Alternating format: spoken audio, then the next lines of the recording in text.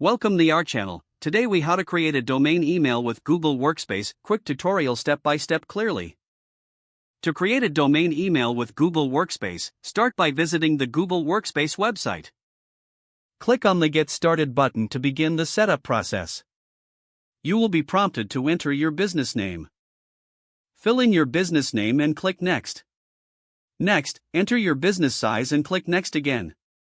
Now, you need to provide your current email address for communication. Once entered, click Next to proceed. Next, you will be prompted to choose a domain. If you already own a domain, click Yes, I have one I can use.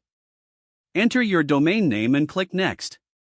If you do not have a domain, click No, I need one to purchase a new domain.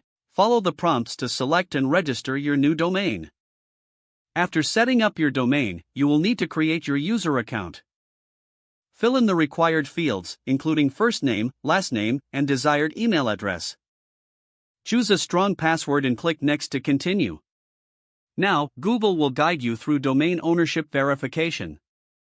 Follow the instructions provided to add a TXT record to your domain's DNS settings. Once verification is complete, return to the Google Workspace setup. Next, you will configure your email settings by selecting your preferred options. Google will prompt you to set up your MX records to enable email delivery. Follow the detailed instructions provided to update your MX records.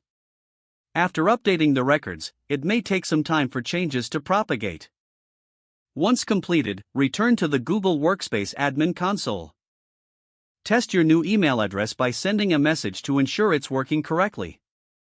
Congratulations, you have now created a domain email using Google Workspace.